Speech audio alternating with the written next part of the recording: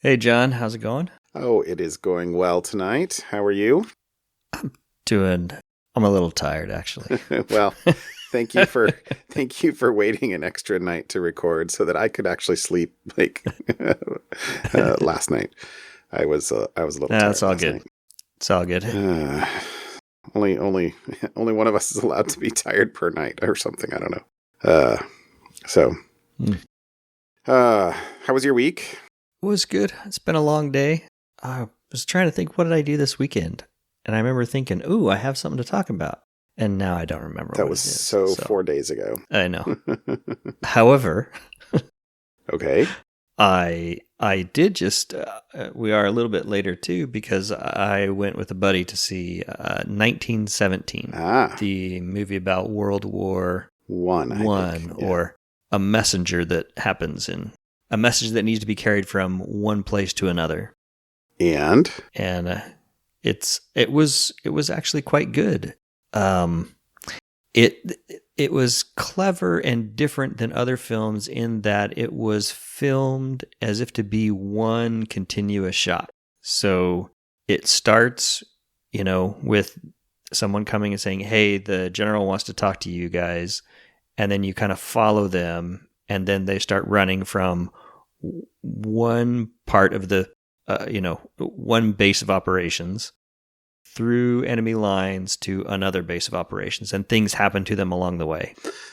But it's real time. It was mostly, yes, it was real time, and it was one continuous shot where the thing would move, but then they had some obvious places where they could break if they needed to, like they would pass through a door and the camera would have to come through the door, or they go somewhere dark, and so everything would go dark and then they come out the other side, but the audio kept the continuity going for you, or passing through trees. So it wasn't actually filmed in one continuous shot. Could you imagine? Here's 60 minutes into your one continuous shot and somebody sneezes. All right, Yeah. Back to the beginning. No. But there were several scenes which were probably a good 15, 20 minutes long of continuous shot. So Whoa. It was interesting, but the whole beginning and the running and everything and the camera movement, I don't get motion sickness, but it was the vertigo or the motion in the huge theater with the huge screen took me about 15 minutes for my eyes and brain to get used to. And then it's filmed like you kind of see the first hour, and then he gets knocked out, and so it's black. And then he wakes up the next morning, bright and early in the morning, and then continues his journey because he has to take a message from point A in the afternoon on point A, I think it said 6 or 8 miles, to another general to tell him, don't attack. It's a trap. It's a trap. It's a trap. It's a trap. And so it's his journey from one point to the other. I see. But I enjoyed it. I would recommend seeing it. I don't know if it's a have to see it in the movie theaters, but it was definitely worth seeing. So I liked it. Cool. Well, cool. So that wasn't this past weekend for me. I guess that was just this past It was 2 hours ago for me.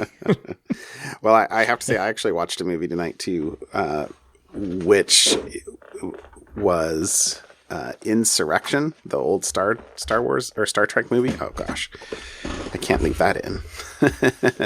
But evidently, we haven't shown our kids the Next Generation movies, and we want to watch Picard, the new show. But evidently, it depends on having seen Nemesis. Not depends, but would be better having seen Nemesis. Oh. So we're quick, quote unquote quick, as in we we watched First Contact on Saturday, and then we watched Insurrection tonight, and we'll watch Nemesis, I don't know, tomorrow. I was going to say tomorrow or Saturday, but I've got another fun thing coming up on Saturday, so that might be my fun thing for next week. We'll see, because we're gonna go to the Oregon Symphony is doing a game on. It's basically music from video games. This Saturday, so should be fun. Should be fun. We'll see. I think we're going to the Harry Potter? Yep. Where the symphony does Harry Potter. I think we're going to that one. Well, if you're going on the night of February 29th, then we will be there. I will have to find out what night we're going. We've seen every one of those, I think. And this is a number of years in. Maybe we haven't seen everyone. I probably shouldn't say that without like triple checking, but we've seen that for the last several years. So right. I think at least 3 years. Anyway, yeah, that's really fun. That's when they put the movie up on a big screen projector behind the symphony, and you can hear the movie, the dialogue, but all the soundtrack is actually played live by the symphony, and it is lovely. That just seems like a fun idea. It's fantastic. Yeah, I don't know how much they have to pay for the rights to do that, but whatever it is, it's worth it. We really enjoy those. Mm-hmm. We also saw, we've seen another couple of those. I think we saw the Pirates of the Caribbean that way, maybe. Oh, that would be fun. And it seems like we've seen another one or two, but the Harry Potter ones are the ones we try not to miss. So cool. Yeah, that was cool. Yeah, I had a pretty short weekend because I had to fly on Sunday, and so I pretty much just had Saturday at home this past weekend, which meant I got some stuff done, which was cool.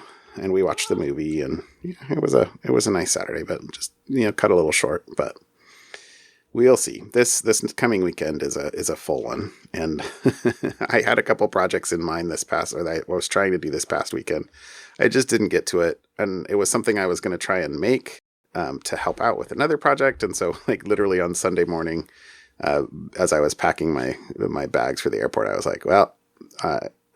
I give up. I'm spending $9 on Amazon, and then the package was home by the time I got home. I'm like, well, there we go. Right.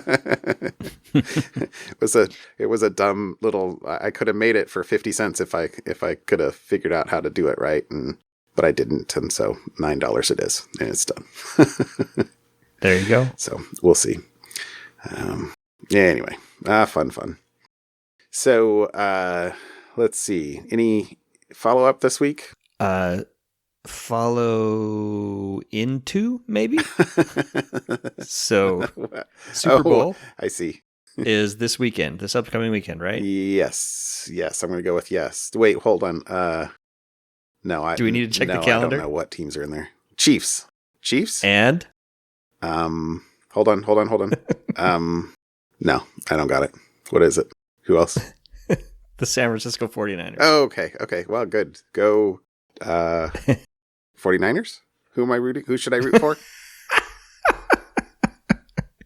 That's the great thing about the Super Bowl is you can root for whichever team you want. I'll have to remember on Sunday. So, I mean, don't get me wrong. I actually have my not TiVo. What do I have? Tableau. Set to record football games because I watch a football game once in a while. But I don't follow it close enough to follow. Anyway, something about the Super Bowl. What's happening with the Super Bowl? It's not follow-up because this is new, but it wasn't a full topic, at least in my head. There was an article on ZDNet about how hackers have hijacked the Twitter accounts for social media accounts for a number of NFL teams. Isn't that fun? Including the 49ers and the Chiefs. Oh, really? And the NFL as a whole. And they just kind of, made some fun mass defacing, and it's over with now, but it was kind of funny. There was a couple funny things where, like, the Chicago Bears Twitter feed had said, "Hey, we've hacked, their account. Here's we're our mine, the hacking group our mine." Another team said, "Hey, while you've hacked their account, why not trade us?" And gave the guy for a trade. And the hackers responded with "done" for $1. So, Twitter is a binding contract. I see that. That's funny. Yes, that is funny. Yeah. Anyways, so. So once again, these are teams, and with the amount of people who get hacked on Twitter, you would think that people who run these high-profile social media accounts would have two-factor or better quality security controls on this than Yes, you apparently would think, is the wouldn't you? case. I'm sure one of the confounding issues is the fact that these are probably shared accounts that have multiple people, and which means that they're sharing passwords. But well, right, your social media team probably all has access to the account. But that does not mean that you have to have a password that everybody can remember. No. You can have a password manager. So yeah. So I guess if you were the person that hacked the Chiefs account, would you let that happen the week before the Super Bowl, or would you wait for the actual Super Bowl? I mean, it's probably one of those things they were probably trying to time it right so they could do it. But once they've got it, there's probably a very short window where they can do what they want to do. Right, because maybe you don't necessarily lurk on a hacked account, I don't think. Yeah, well, maybe, I suppose. Yeah. So going into Super Bowl Sunday, some hacked NFL accounts. So I'm assuming you have a breach of the week. I do. I thought this might be my my topic, but then I was like, no, really. As soon as I saw the 5 Elasticsearch servers, I was like, oh no, it should probably just be the breach of the week. So this is Microsoft, a big one. You would Microsoft knows better. Microsoft, the MSRC, the Response Center, posted a article too, but I think I'll link to the Comparatech article that they claim that they're the people that disclose this to Microsoft. But this was 250 million records in 5 Elasticsearch servers, which required no password to get to. So default Elasticsearch installation. And they contained, it was from Microsoft support, and contained logs of conversations and support cases from it says 2005 to December 2019. So that's a lot. Yeah. So let's see. It said that it said on December 28th, the databases were indexed by search engine Binary Edge, and that this person discovered the databases and notified Microsoft, and Microsoft secured them the next day. And let's see,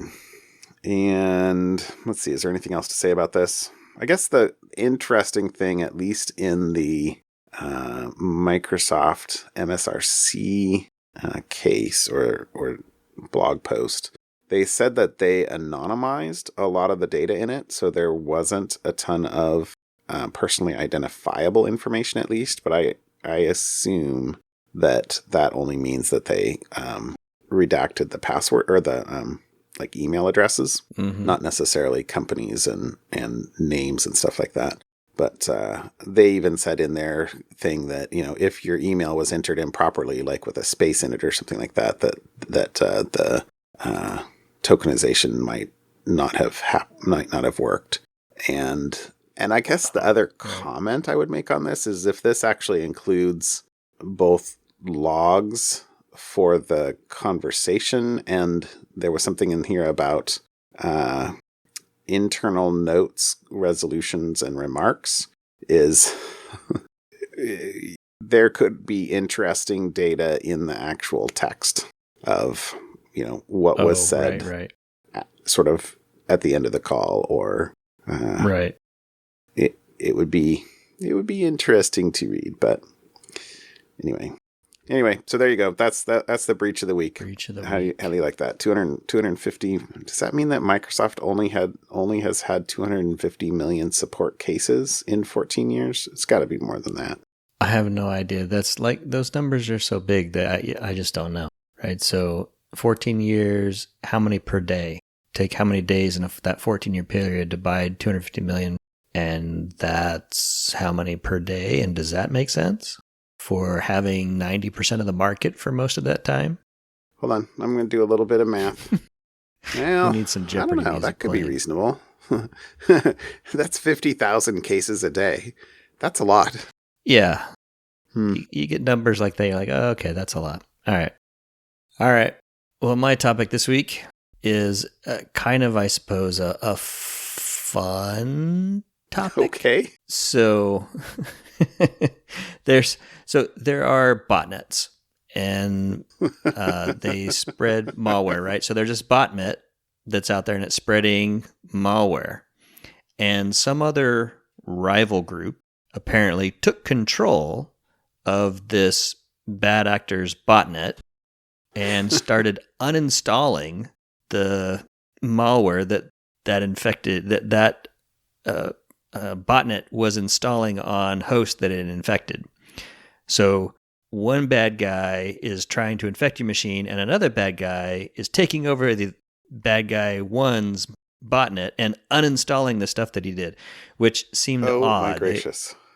There was, I'm sure that I have just confused people with my explanation there. But basically, it seems to be that there's rival gangs among these botnets. And so a rival gang came in and said, we're just going to, to steal your business, we're going to fix the machines that you have broken. As opposed to taking them over themselves. Right. And some of the quotes I pulled out, which I thought was funny. It's 4PX is the developer, and so the comment was, the 4PX developer has some pretty nasty rivals in the botnet game, so it wouldn't surprise me if this is an attack motivated by jealousy or something along those lines. This is from a security researcher. The developer of the 4PX botnet is extremely lazy and careless, the malware analyst said, claiming that he could have also hijacked the botnet in the past due to its simplistic IRC-based command and control mechanism. So, anyways, I thought that is hilarious. Entertaining that, That is hilarious. Haha. So that's my article for the week. I'm the 4PX malware, which has been active for more than a decade, has suffered security breaches in the past, also due to the malware developer's carelessness. Which also says something else that's very sad, is even a completely horrible, not unsecure, unsophisticated botnet still can do massive amounts of damage. Calling it a spam botnet, huh? So spam, 4PX. This is the other thing it said in here. It's one of today's most active spam botnets. Good times. Oh, yeah, there we go. They're spamming sextortion emails. So that could be a follow-up from way back in the episodes. Yeah. So my Sextortion Medium blog post that I did has had 2,000 views. Wow. Since it was published. So 2,000 people have giggled at my... I'll throw a link in here. I wonder if you are a victim of the 4PX botnet. It's possible. It's probable, perhaps. Mm-hmm. Oh, well. Yeah. All right. What caught your eye this week? I have two. So the first one is an article on Bleeping Computer that says 10% of all Macs Shlayered. So this is a article by Kaspersky. Well, this is an article on Bleeping Computer, but it's referencing basically a comment or a report from Kaspersky that says that 1 in 10 of the Macs that are running Kaspersky's software have been attacked by this Shlayer Trojan. And it's Shlayer, like Slayer with the H. So anyway, so this says in 2000. Sorry, I'm reading through it now. It says in 2019, 1 in 10 of our Mac security solutions encountered this malware at least once, and it accounts for almost 30% of all detections for this OS, which is that's pretty pretty impressive. Oh, wait. Sorry. Yeah. I'm jumping ahead probably, but what? Because I have all Macs at home. So I thought, I wonder if I've been infected. And then I noticed why it's impossible for me to have ever been infected. That it wants a Flash? It's a Flash player update. Yeah. Yeah. I don't do Flash. Yeah. Friends don't let friends install Flash. Right. So yes, you did jump a little bit ahead there, which was that. Sorry. So this is basically a phishing. It's kind of phishing in that they aren't really sending emails to get you to click on, but they are setting up sites for things that are popular in the media, memes and shows and movies and stuff like that, and then trying to get people to come to those sites and then get prompted to download Flash Player Update. And then when you run the quote unquote Flash Player Update, you whether you click the skip or next button, it installs its own stuff. So in particular, the other two things I pulled out of here that I thought were interesting in this article was that it installs a Safari browser extension to monitor your browsing activity. And it also installs a man-in-the-middle and sets up your network and installs a certificate at the man-in-the-middle so that it can decrypt your SSH traffic or SSL traffic, and then could harvest any passwords that you put into web pages, etc. So that's pretty tricky and and relatively sophisticated. Macs are not immune, despite the fact that I believe that. Yeah, so friends don't let friends flash. That's true. So there's your title. Poor Adobe. 2020. Flash is gone as of 2020, or at least it's out of support or something like that. But no, I don't miss it. Yeah, I don't either. So anyway, that was my first one.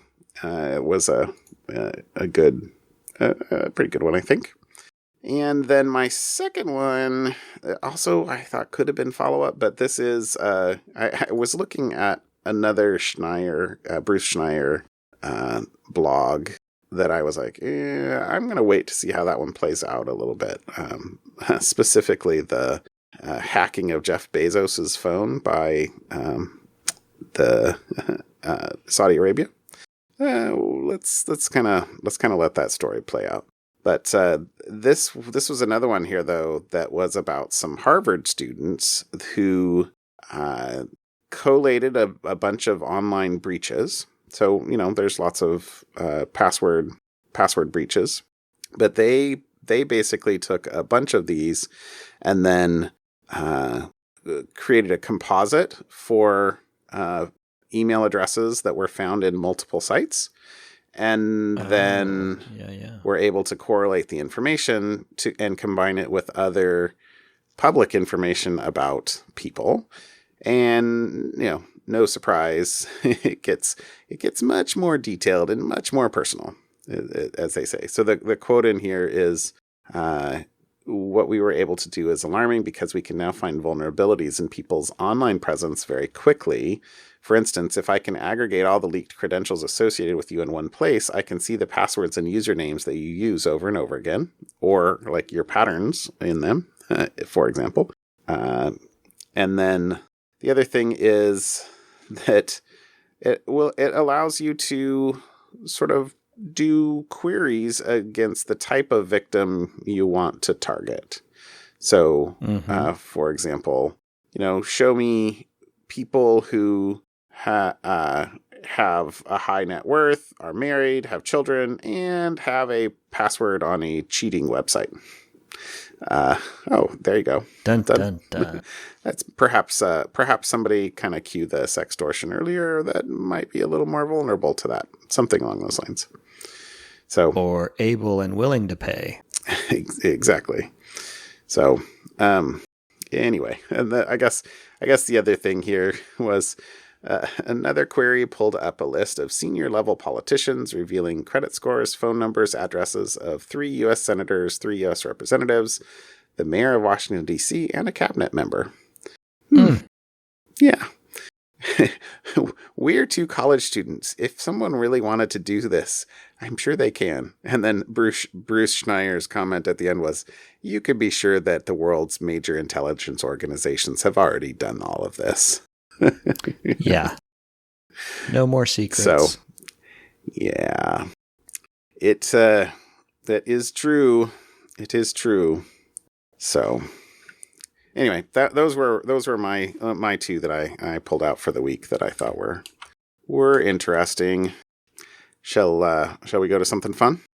My something fun this week. So I just finished talking about how I went to see a movie, and I enjoy movies a lot. I actually like to go to the movies. It's a fun escape for me. I like movies. I will go to pretty much any movie with anybody that wants to go see a movie. Okay.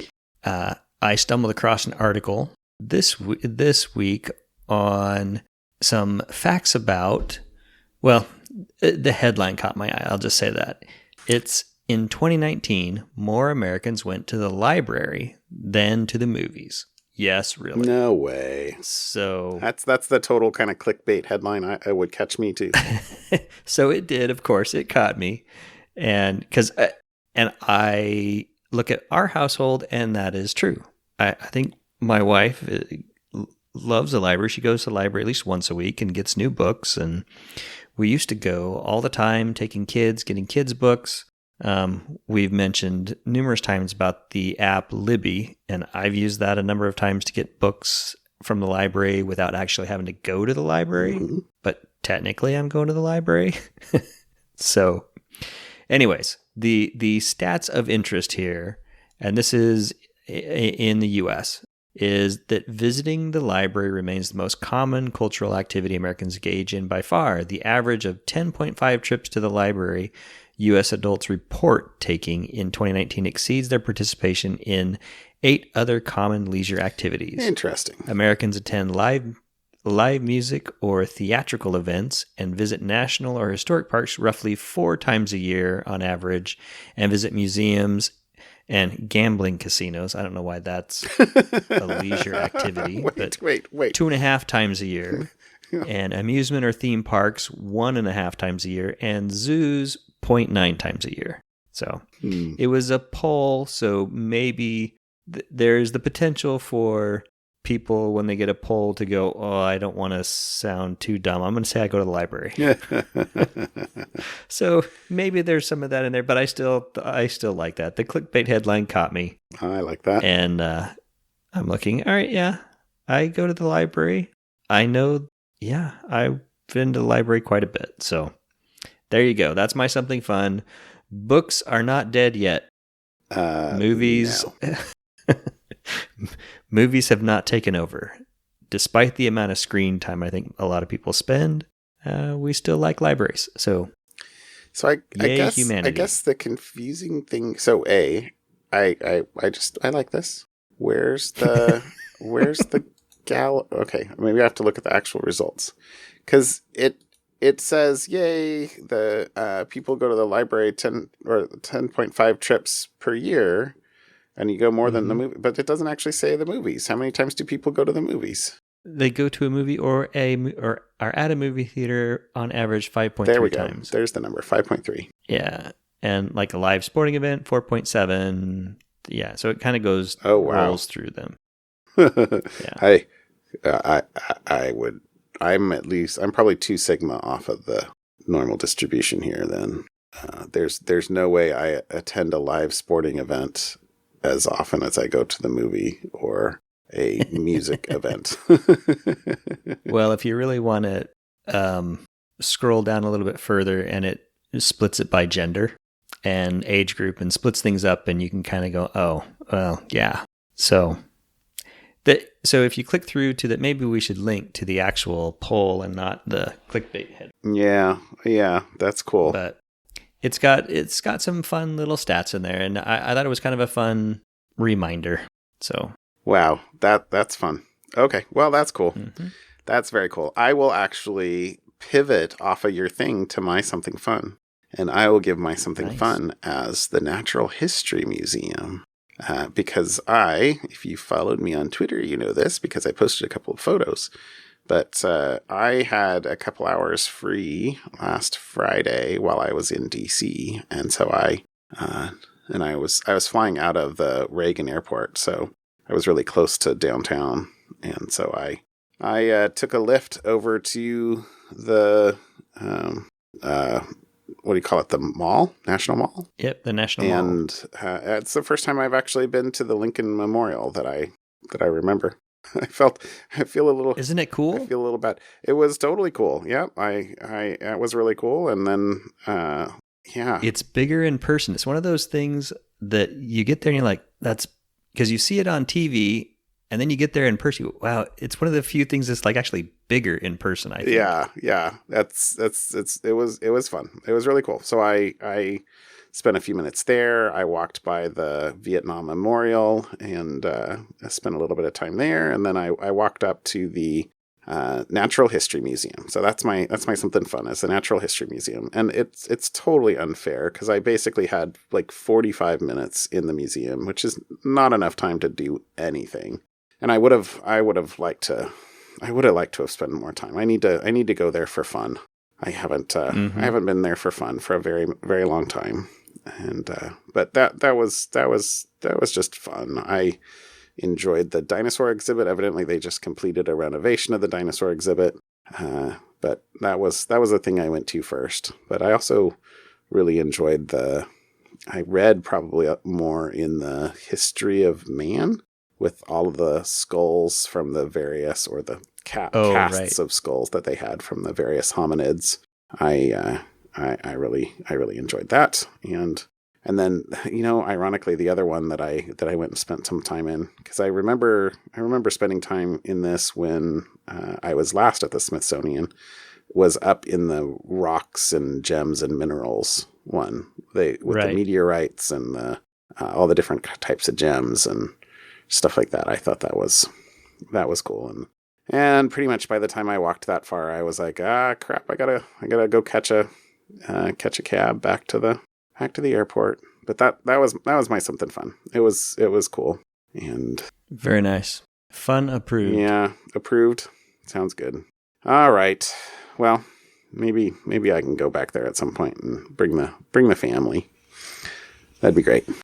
Alrighty, dude. All right, good for this week. Good for this week. All right. Have a good night. Sounds good. I'll talk to you later, Eric. See ya. Bye.